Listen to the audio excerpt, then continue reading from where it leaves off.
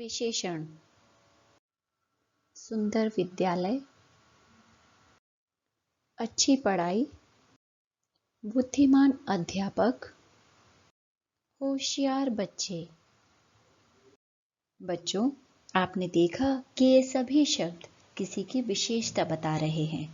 जैसे विद्यालय की विशेषता है कि वह सुंदर है, पढ़ाई अच्छी है, अध्यापक बुद्धिमान है, बच्चे होशियार हैं। इस प्रकार हमने जाना संज्ञा या सर्वनाम की विशेषता बताने वाले शब्दों को विशेषण कहते हैं। जैसे स्वादिष्ट, रंग बिरंगी, 2 दर्जन, सुंदर आदि। विशेषण शब्द पहचानने के लिए संज्ञा के बारे में कैसा या कितना लगाकर प्रश्न किया जाता है। जैसे तितलियां कैसी हैं? रंग बिरंगी। भोजन कैसा है? स्वादिष्ट। केले कितने हैं? 1 दर्जन।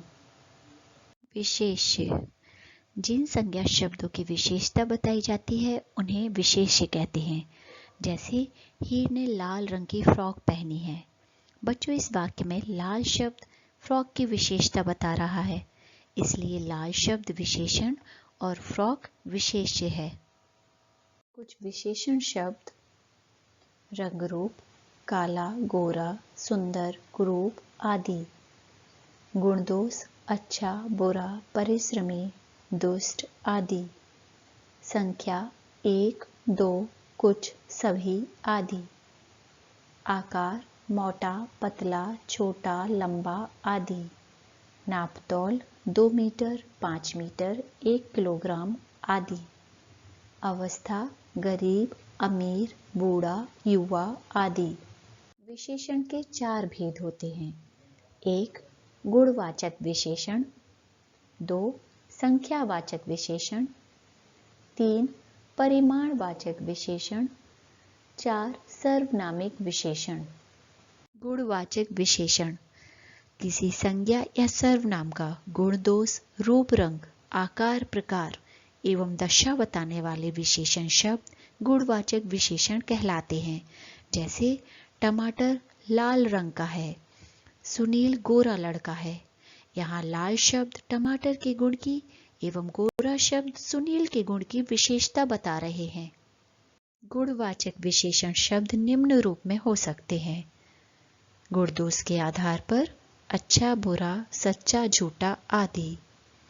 भाव के आधार पर दयालु, क्रोधी, लालची, वीर आदि।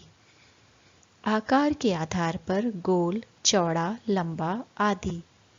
रंग के आधार पर लाल, सफेद, नीला आदि। स्थान के आधार पर ऊंचा, नीचा, शहरी, गंवार आदि। दशा के आधार पर जवान, बूढ़ा, मोटा, पतला आदि।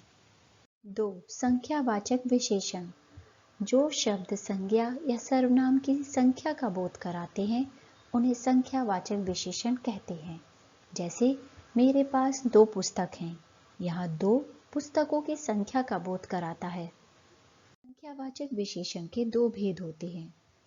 अनिश्चित संख्यावाचक विशेषण: जो विशेषण शब्द संज्ञा या सर्वनाम की निश्चित संख्या बताते हैं उन्हें निश्चित संख्यावाचक विशेषण कहते हैं। जैसे मेरे घर में 2 स्कूटर हैं। अनिश्चित संख्यावाचक विशेषण: जो विशेषण शब्द संज्ञा या सर्वनाम की अनिश्चित संख्या बताते हैं उन्हें अनिश्चित संख्यावाचक विशेषण कहते हैं।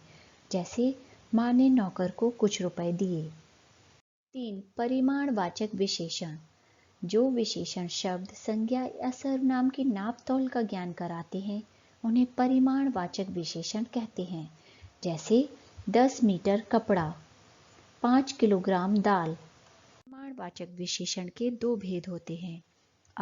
निश्चित परिमाणवाचक विशेषण: संज्ञा या सर्वनाम की निश्चित नापतोल का बोध कराने वाले विशेषण निश्चित परिमाणवाचक विशेषण कहलाते हैं।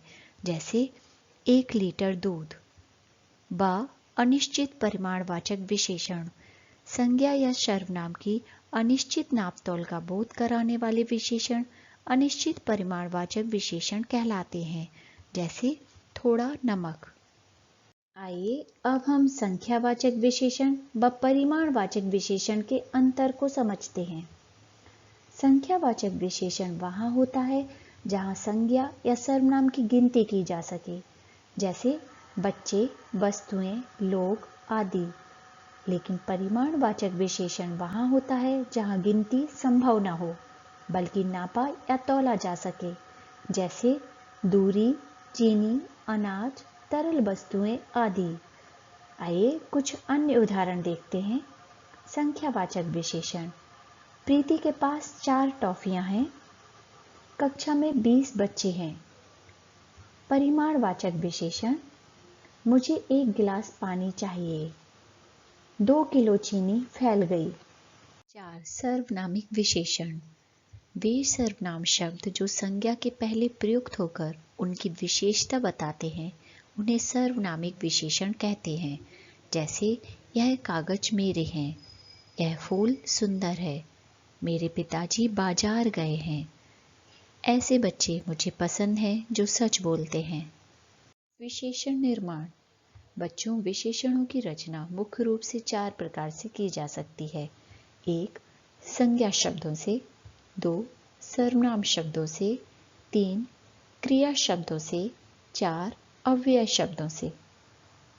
संज्ञा से विशेषण बनाना: संज्ञा भारत, विशेषण भारतीय, माह मासिक, समाज सामाजिक, दिन दैनिक, राष्ट्र राष्ट्रीय, सुगंध सुगंधित, नमक नमकीन, रंग रंगीन, इतिहास ऐतिहासिक।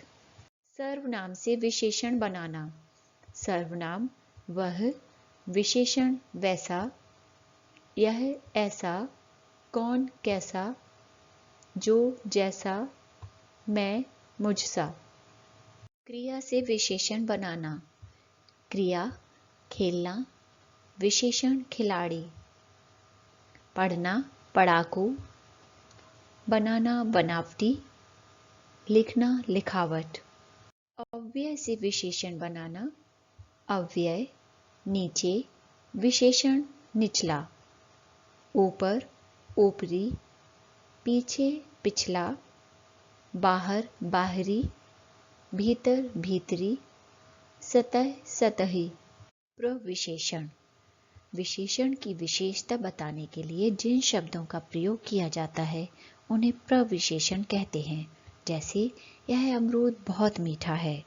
बच्चों, यहाँ मीठा शब्द की विशेषता बहुत शब्द द्वारा ज्ञात हो रही है, अतः बहुत शब्द प्रविशेषण है। विशेषण शब्दों की अवस्थाएं: बच्चों, तुलना के विचार से विशेषणों की 3 अवस्थाएं होती हैं। का मूल अवस्था: मूल अवस्था में विशेषता का सामान्य कथन होता है, जैसे वह लड़की सुंदर है। ख उत्तरावस्था: जब वाक्य में हम किन्हीं 2 व्यक्तियों, वस्तुओं या स्थानों की तुलना करके किसी एक को बढ़ाकर या घटाकर बताते हैं, तब उसे उत्तरावस्था कहते हैं। जैसे वह लड़की उस लड़की से अधिक सुंदर है। गा उत्तमावस्था: जब वाक्य में हम कई व्यक्तियों, वस्तुओं या स्थानों की तुलना करके किसी एक की विशेषता को बढ़ाकर या घटाकर बताते हैं, तब उसे उत्तमावस्था कहते हैं। जैसे वह लड़की उन सभी लड़कियों से अधिक सुंदर है। बच्चों, यहाँ एक लड़की को दूसरी सभी लड़कियों से अधिक सुंदर बताकर तुलना की गई है। बच्चों, हिंदी में उत्तरावस्था व उत्तमावस्था को सूचित करने के लिए क्रमशः तर और तम प्रत्ययों का प्रयोग होता है। आइए इनके कुछ उदाहरण देखते हैं। मूल अवस्था सुंदर, उत्तरावस्था सुंदरतर, उत्तमावस्था सुंदरतम। प्राचीन प्राचीनतर, प्राचीनतम। अधिक अधिकतर, अधिकतम। कठोर कठोरतर, कठोरतम। उच्च उच्चतर, उच्चतम। आज पाठ में हमने क्या सीखा? आइए दोहराएं। संज्ञा या सर्वनाम की विशेषता का बोध कराने वाले शब्द को विशेषण कहते हैं। जिसकी विशेषता बताई जाती है उसे विशेष से कहते हैं। विशेषण के 4 भेद होते हैं: गुणवाचक, संख्यावाचक, परिमाणवाचक, सर्वनामिक। विशेषणों की 3 अवस्थाएं होती हैं: मूलावस्था, उत्तरावस्था, उत्तमावस्था। अभ्यास। दिए गए शब्दों से विशेषण बनाइए। ईश्वर, लोभ, नमक, मानव, दया। आइए अब इनके उत्तर देखते हैं।